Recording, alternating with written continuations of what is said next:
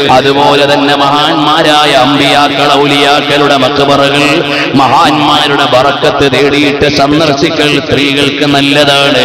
പക്ഷേ അതിന്റെ പേരിൽ ഔറത്ത് തുറന്നിട്ട് തെരുവിൽ ഇറങ്ങാൻ ഇസ്ലാം പറഞ്ഞിട്ടില്ല. അന്യപുരുഷന്മാരുടെ കൂടെ കറങ്ങാൻ ഇസ്ലാം പറഞ്ഞിട്ടില്ല. ചില നാടുകളിലൊക്കെ ഉണ്ട് വെക്കേഷൻ ആകുമ്പോ ഏർവാടി യാത്ര, മുത്തുപേട്ട യാത്ര, 40 ദിവസത്തെ യാത്ര, ആണും പെണ്ണും കൂടിക്കലർത്തിയിട്ട് ബസ്സിൽ ആളെയൊപ്പിച്ച് യാത്ര നടത്തുന്ന ചില ടൂറുകാരുണ്ട്. അങ്ങനെ ഒരു യാത്രാ പരിപാടിയിൽ ഇസ്ലാമിന്റെ ഒരുപാട് നിയമങ്ങളെ ലംഘിക്കുന്നുണ്ട്. അന്യപുരുഷനും അന്യ സ്ത്രീയും അതാ ഇടകലർന്ന് യാത്ര ചെയ്യുന്നുണ്ട്. സ്ത്രീകൾ മാന്യമായി ഔറത്ത് മറക്കാതെ യാത്ര ചെയ്യുന്നുണ്ട്. അത് നമുക്ക് പ്രോത്സാഹിപ്പിക്കപ്പെടാൻ പറ്റുന്ന കാര്യമല്ല. അത് നാട്ടിൽ നടപ്പിലാക്കേണ്ട കാര്യമല്ല. ചില നാടുകളിലൊക്കെ ഉറൂസ് എന്ന പേരിൽ, ചന്ദനക്കുടത്തിന്റെ പേരിൽ പല പല കുലുമാലുകളും ബഹളവും നടക്കുന്നുണ്ട്. അതിന് പണ്ഡിതന്മാരും ഉത്തരവാദികളല്ല, ആലിമീങ്ങൾ ഉത്തരവാദികളല്ല. ഞങ്ങളെ കൊണ്ട് കഴിയും പോലെ എല്ലാം അനാചാരങ്ങൾക്കെതിരെ ശബ്ദിക്കാറുണ്ട്. തെക്കൻ കേരളത്തിൽ വലിയ അനാചാരങ്ങൾ നടക്കുന്ന ഒരു ഉത്സവമാണ് ഭീമാപ്പള്ളിയുടെ ഉറൂസിനോട് ചേർന്ന് നടക്കാറുണ്ടായിരുന്നത്. ഞാൻ ആ ഭീമാപ്പള്ളി മഹലിന്റെ പരിധിയിൽ പോയി അതിനെതിരെ സംസാരിച്ചിട്ടുണ്ട്. അവിടുത്തെ ഭാരവാഹികളോട് ഞാൻ സംസാരിച്ചിട്ടുണ്ട്. മതപ്രഭാഷണത്തിന് വിളിച്ചപ്പോൾ പല അനാചാരങ്ങളും ഉള്ള കാരണത്താൽ വരാൻ പറ്റില്ലെന്ന് പറഞ്ഞിട്ടുണ്ട്. കാഞ്ഞിരമുറ്റത്ത് നിങ്ങൾ പോയി അവിടെ നടക്കുന്ന അനാചാരങ്ങൾക്കെതിരെ അതിന്റെ അടുത്ത് വെച്ചു തന്നെ ഞങ്ങൾ വ്യക്തമായി സംസാരിച്ചിട്ടുണ്ട്.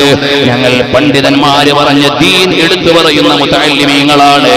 എങ്ങനെയാണ് മഹാന്മാരുടെ അനുസ്മരണം നടത്തേണ്ടത് എന്ന് പ്രായോഗികമായി ഞങ്ങൾ കാണിച്ചു കൊടുത്തിട്ടുണ്ട്.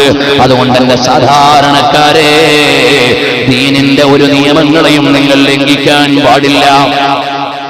കുറെ ആളുകൾ അതാ ജ്യോത്സ്യന്മാരുടെയും മന്ത്രവാദികളുടെയും ഇടയിൽ ഇങ്ങനെ പോകുന്നുണ്ട്. വല്ലാത്ത കഷ്ടം തന്നെ. ഇസ്ലാമിന്റെ പേരിൽ അസ്മാ രീതിയിലുള്ള ചികിത്സകൾ ഉണ്ട്, അതില്ല എന്നല്ല. വെള്ളം മന്ത്രിക്കലുണ്ട്, നൂല് മന്ത്രിക്കലുണ്ട്, ഫാത്തിഹ ഓതിയിട്ട് ഊതലുണ്ട്. ചില ആളുകൾ അതിന്റെ പേരിൽ ചൂഷണം നടത്തുന്ന കള്ളമന്ത്രവാദികളുണ്ട്. ചിലർ അതിന്റെ പേരിൽ ജ്യോത്സ്യന്മാരുടെ അടുക്കൽ പോകുന്നവരുണ്ട്. ജ്യോത്സ്യന്മാരുടെ അടുക്കൽ പോകാൻ പാടില്ല, കണക്കന്മാരുടെ അടുക്കൽ പോകാൻ പാടില്ല.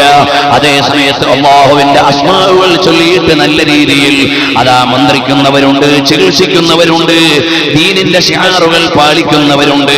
അവരെ സമീപിക്കുന്നത് കൊണ്ടോ ചികിത്സ ചെയ്യുന്നത് കൊണ്ടോ കുഴപ്പമില്ല. അതേ സമയത്ത് അതിന്റെ പേരിലുള്ള കള്ളനാണയങ്ങളെ സമീപിക്കാൻ പാടില്ല.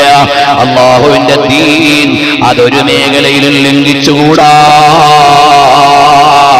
ചില ആളുകൾക്ക് ഇതൊന്നും പറയാൻ നേരമില്ല. ഞങ്ങൾ ഇവിടെയുള്ള യാതൊരു അനാചാരത്തിനെതിരെ മിണ്ടൂല. കാരണം ഞങ്ങൾ എതിർത്താൽ ഇവിടെ വളർന്നു പോകുമെന്ന് വിചാരിച്ച് ഖബർ വരെ മൗനം ദീക്ഷിക്കുന്ന ആളുകളുണ്ട്. സമുദായത്തിൽ എന്തെല്ലാം അനാചാരം നടക്കുന്നു, സമുദായത്തിൽ എന്തെല്ലാം തെറ്റായ വിശ്വാസം വെച്ച് പുലർത്തുന്നു, അതിനെതിരെ ശബ്ദിക്കാൻ ആളുകളില്ലാത്തൊരു കാലം, വല്ലാത്ത ഘട്ടം തന്നെ. എന്തൊരു ദുഃഖമാണ്.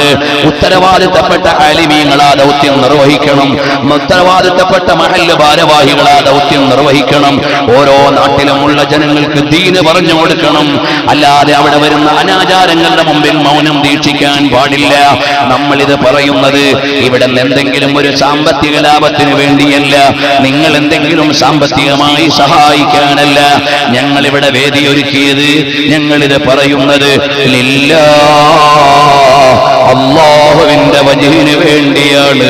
അല്ലാഹുവേ, ഒരു സംഘാടകരും എന്തു തന്നാലും അതെല്ലാം ദുനിയാവിൽ പരിമിതപ്പെടുന്നതാണ്. ഞങ്ങളിവിടെ നിന്റെ ദീന് പറയുന്നത് നിന്റെ വജ്ഹിന് വേണ്ടിയാണ്.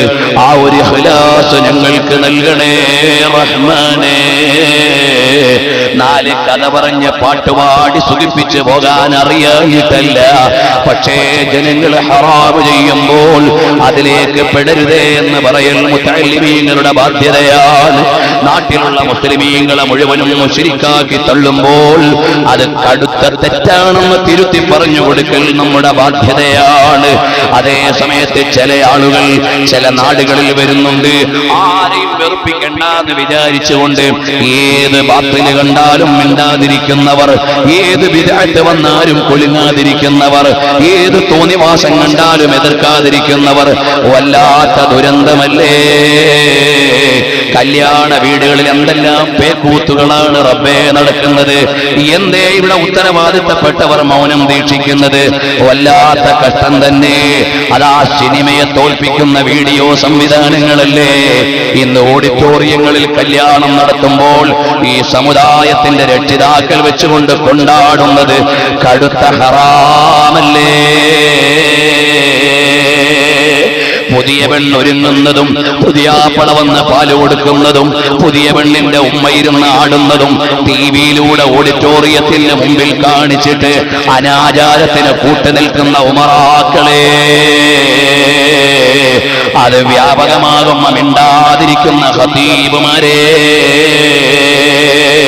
സമുദായം ഒരുപാട് തെറ്റ് ചെയ്യുമ്പോഴും മിണ്ടുന്നത് ശരിയല്ലെന്ന് വിചാരിച്ച് മൗനം ദീക്ഷിക്കുന്ന ഉത്തരവാദിത്വമുള്ളവരെ, അല്ലാഹുവിന്റെ ദീനിങ്ങനെ പൊളിയുന്നത് മിണ്ടാതെ കൈകെട്ടിയിരിക്കാൻ പറ്റുമോ?